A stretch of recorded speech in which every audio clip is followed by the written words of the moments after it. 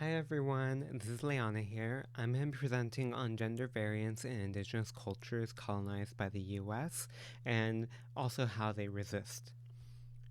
So, just a little bit before I get into the presentation, typically we would think maybe that these people are trans.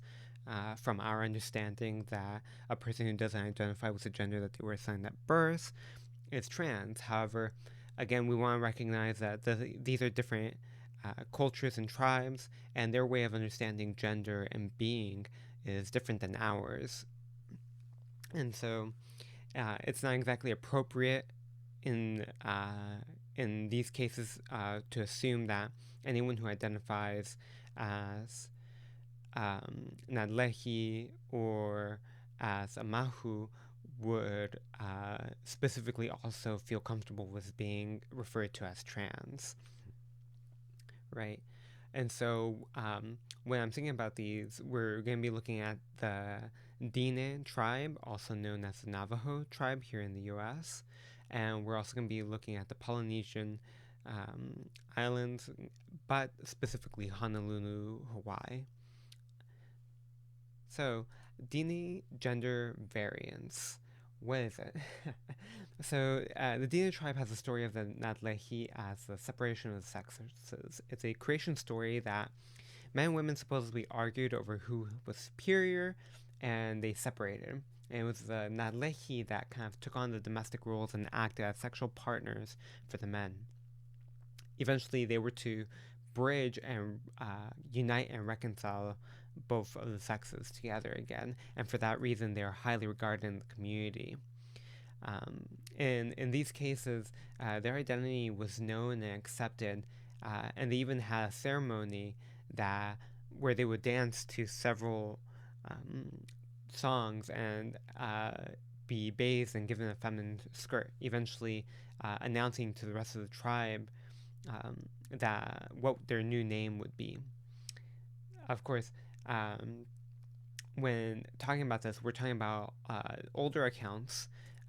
So not everything is specifically current, but historically, this is what has been gathered. There apparently wasn't really much issues with passing, but because um, the that wasn't an issue, apparently there were still some issues in terms of the lower area during sex and with their partners, right? Or sexual encounters.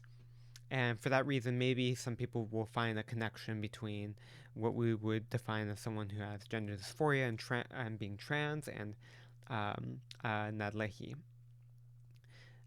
And in terms of these, nádleehí is different from two-spirit, which are both terms that the Diné tribe and nádleehís may use. However, they're different, right? That nádleehí being very specific to the Diné tribe, and two-spirit usually regarded to strictly related to not just gender but also sexuality, right? Someone who was gay would sometimes be called a two-spirit, and not necessarily because of it was their gender, right? As well as two-spirit can be for any person who was assigned female at birth. It's not specific to just people who were assigned male at birth. When thinking about resistance and how settler colonialism has affected both the Polynesian islands and the Diné tribe, and of course Native American tribes overall. In order for a tribe to be recognized as a nation, they have to undergo a process of assimilation that includes the reproduction of the white cisgender heterosexual patriarchy, even though they don't necessarily get all the privileges that white cis straight men would get. And so in these cases, there's effects through the laws in the nations where they don't recognize nádleehís or anyone who has a gender variance. And so in order for self-determination of a native tribe, there's this idea that the nádleehí and two-spirit peoples, they are representations of the history of and culture of the tribes, and they can teach the ki and kie, or otherwise positive values and kinship, uh, and share it with the rest of the Diné peoples, to think of us as kin and not as separate, to remove this individualism and separation that has been pushed by the settler state. And many times, a Diné drag show also acts as a ceremony that may not be accessible to everyone who considers himself nádleehí, or two-spirit. And I just wanted to share this quote, and down here is a picture of Hosting Kla, a nádleehí of the Diné tribe from the late 1800s. And thinking about also how we were talking about in the beginning of class about liberalism, democracy, and freedom. What does it actually mean? And in some cases, people would argue that they have to kind of go away from that, to acknowledge that there is authority and power of women and queer people, and to recognize the commitment to tribal sovereignty, and that does not include assimilation. Thinking about the Polynesian gender variance, right, and specifically this is focusing on Honolulu. That's where most of these accounts I gathered from my research. Mahu means half woman, half man, and this also means for people who are assigned male or female at birth, they can both be Mahu. People assigned male at birth historically were given allowed to live in women's spaces and have and were able to have a feminine appearance, although they didn't view body changes as necessary. Of course, also, when we're thinking about this is before contact, Mahu is focused more on gender than sexuality, as Mahus have sex with both men and women, though usually never with another Mahu. And there really isn't that much exploration as to why. But before contact, or colonialism, right? There wasn't a stigma to Mahu. They were given privileged positions in Hawaiian society, and they would take roles of goddesses in hula dances that weren't available to women. They were known for being keepers of cultural traditions, expert hula dancers, in charge of naming children of the community and passing down genealogies, and they play a very instrumental role in case of these communities.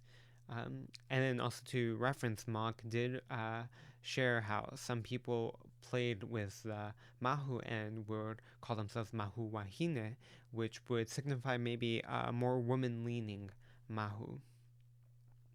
When thinking about resistance, right, part of the settler colonial state is to remove the history, the culture, and to completely assimilate, if not remove and erase any different persons than the people who are taking up that space, that land. And so when thinking about resistance, Mahus are keepers of tradition, history, and cultural knowledge, just as how the nádleehís are a representation of that history and tradition.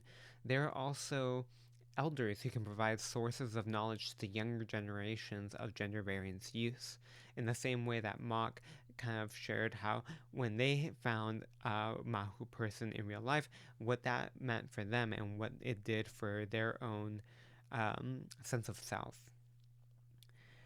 Through history and teachings of Mahu and tradition, more support for LGBTQ centers are coming up in Honolulu. And so thinking about representation, visibility, and reclaiming this history, it's allowing for progress, in quote unquote, right? Because in many cases, it's just trying to reclaim these histories. And so in these ways, these are how gender variance peoples, such as Mahu and nádleehí, can provide a source of knowledge and look at different ways of being, right? And when I'm doing this research project, I didn't want to focus specifically on men and women, or women, because in terms of indigenous ways of knowing gender, sometimes that isn't a binary of you're either identify as a man or a woman, such as the Mahu or nádleehí, who can sometimes be somewhere in between, something different, a third gender as sometimes regarded. And so this is my presentation. I hope you all enjoyed.